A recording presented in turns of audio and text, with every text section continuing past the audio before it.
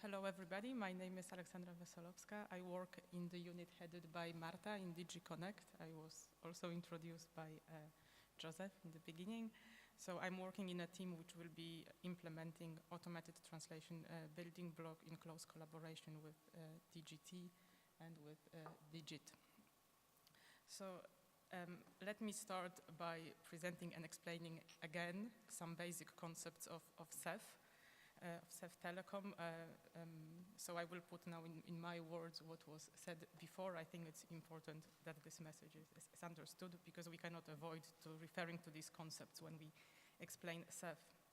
So CEF Telecom guidelines define projects of common interest in the area of telecommunications. And the telecommunication infrastructures consist of broadband networks, broadband activities, and the digital service infrastructures. And as was mentioned earlier by Marta, the majority of the funding foreseen by the CEF Telecom will go to the deployment of the digital service infrastructures. And these infrastructures, they are infrastructures which enable networked services to be delivered electronically, typically over the internet, providing trans-European interoperable services of common interest to citizens, businesses, and public authorities. Now I will introduce a new information. So the digital service infrastructures are typically implemented on two distinct layers: on core service platforms, which are central hubs which enable trans-European connectivity, and generic services which link national infrastructures to the core service platform. So for each DSI, you can have these two layers. Another differentiation is that digital service infrastructures can be divided into the building block DSIs, which was which were explained by Joao. These are the basic DSIs, which enable more complex DSI, sector-specific DSIs to function properly. And then the other DSIs, the sector-specific DSIs, which are pan-European digital online services in specific sectors that will use the building blocks. So an indicative list of what could be a DSI is presented in the Annex 1 to the CEF Telecom guidelines. A link was in Marta's presentation. So if you want to have a look, these are 2 pages which provide a concise overview of what that could be. The annual CEF work programs, they provide more details on which DSIs have been now selected for funding, or if anything new came up that we will fund in the next years. And so far, there were 2 work programs that were adopted, 2014 and 2015 CEF work programs. And then this slide lists which DSIs are currently foreseen for funding from these 2 work programs. And they are listed in the building block DSIs and then the sector-specific DSIs. So the building block DSIs were described by Joao. This event concentrates on the automated translation platform. And I'm introducing here the acronym that we'll be using throughout later presentations, CEF.at. When we talk about that, we refer to the CEF Automated Translation Platform, a building block of CEF. Then there are the sector-specific DSIs, which provide trans-European interoperable online services for citizens, businesses, and public administration in specific domains. The ones listed there are currently foreseen for funding, as I mentioned. Some of them were already talked about in previous days. For instance, Europeana was talked about a lot. E-procurement, e-health services were also mentioned by some colleagues. The one that was not talked about yet was online dispute resolution. It was mentioned by Joao saying that consumer protection will be among the sectors covered in CEF. So I put some colors in my slides. So the DSIs that are in green, currently it's marked that they foresee the use of automated translation, DSI, automated translation building block, to enable them multilingually. For the yellow ones, the usage of the building block will be evaluated, and possibly they will then also be covered, or some aspect.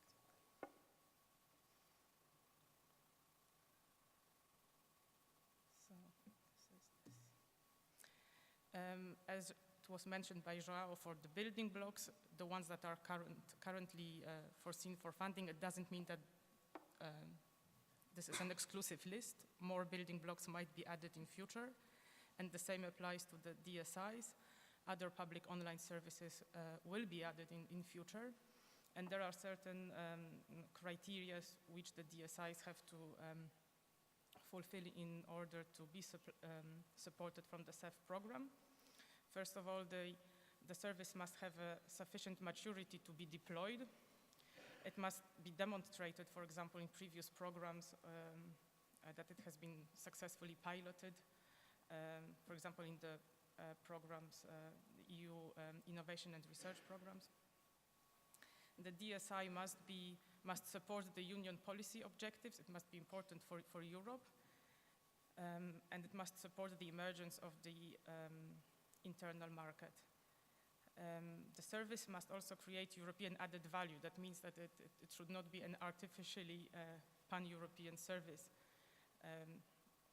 It must make sense to use the service in a European fashion. So for example, would it make sense to have a pan-European tax declaration system? Probably not, because each member state has its own tax declaration systems.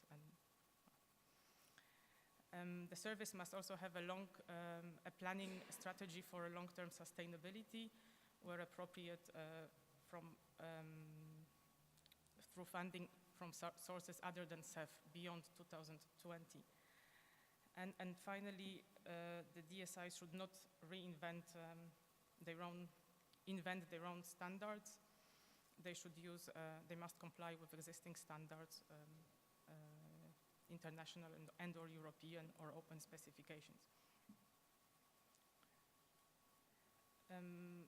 The Annex 1 to the telecom guidelines lists some other possible DSIs. Just to give you an idea, this could be interconnection of business registers, a platform which would provide a set of central tools and services enabling business register in all member states to exchange information on registered businesses, or the e-justice portal enabling online cross-border access by citizens, businesses, and organizations and legal practitioners to legal resources and documents and judicial procedures.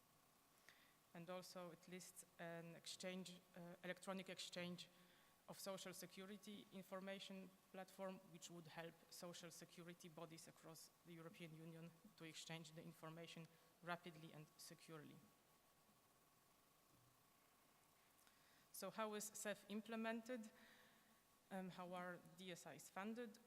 So according to the CEF regulation, the Commission adopts, by means of implementing acts, annual work programs, which details the activities.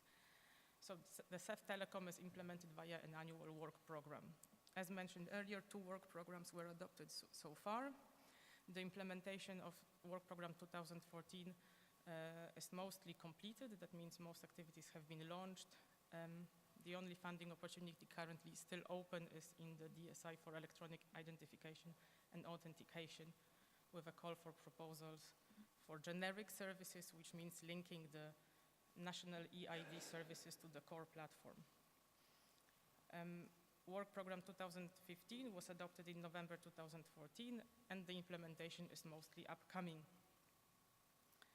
Activities in the work programs are implemented either via call for tenders or via calls for proposals. Calls for tender are used for funding the core service platforms, so the central hubs. As these are the central hubs of the DSIs, it makes sense to fund them via call for tenders where the EC pays 100%. Here we either launch open call for tenders or we use existing framework contracts that the European Commission has.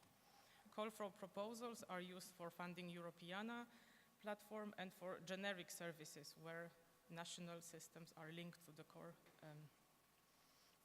core service platform. And these activities are then co-funded by the European Commission. So sources of more information apart from the Join Up website, which João mentioned, there is also more information on the participant portal and on the Digital Agenda website.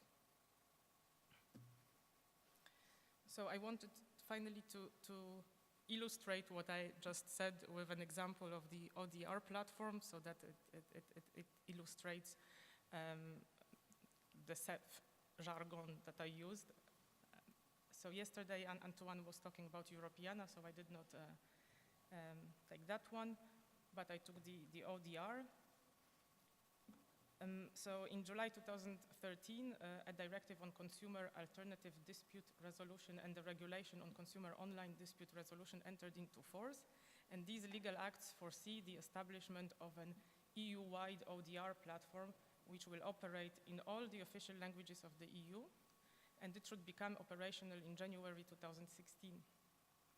The ODR platform will allow the consumers in Europe who buy the products online to solve their disputes with the sellers online. And it should offer a simple, fast, and low-cost means to solve domestic and cross-border disputes. And it is very well aligned with the objectives, the Union policy objectives to boost the confidence of citizens and businesses in the online, in the digital, in the single market. So the CEF work program foresees that the ODR platform will make use of the CEF automated translation platform, where CEF automated translation platform will help in those cross-border disputes where seller and customer don't share the same language. So here I'm listing some of the features that the ODR platform will likely have, a non-exclusive list, so it will have some static information which must be easily understandable and provide guidance for users. It will list alternative dispute resolution entities which have been identified by the member states for their country and which help in solving the disputes. This information will need to be updated. The ODR platform will have to include a feedback and help function if a user needs guidance on how to proceed. It will have to include a facility for exchange of information between the parties, for example, a complaint form that the consumers and traders can fill in, and a translation facility that will support the communication between all users. If we think of challenges in cross-border online dispute resolution, so very often the buyer and seller won't use the same language, because many studies show that people want to use their language online, and especially if they are angry or upset, they will want to use their language. So a translation functionality between all EU languages will need to be provided as required by the legal acts, and this is over 500 language pairs that need to be covered. Also, the quality of translation will be important, as quality problems may have consequences. The translation functionality will have to deal with colloquial or broken language of the customer who is angry. The customer may be using everyday language, offensive language, acronyms. He might also be using brand names when referring to the products that he or she bought, and might also be using several languages within a free text field of the complaint form. So what is clear, CEF automated platform, which is a building block of CEF, will provide multilingual support for the ODR platform, which is a digital service infrastructure under CEF. And the features and the challenges I mentioned, they are not an exhaustive list, but we will conduct a more detailed analysis of multilingual needs of the ODR platform to establish what is needed in terms of multilingual support, and then we will need to find ways to deploy the solutions to provide this multilingual support. So this is my last slide of this presentation. In the next presentation, I will talk a bit more on how we plan to do it and what we have done so far in implementing the automated translation platform, and then hopefully it will also become clearer how you can be involved in that. Thank you.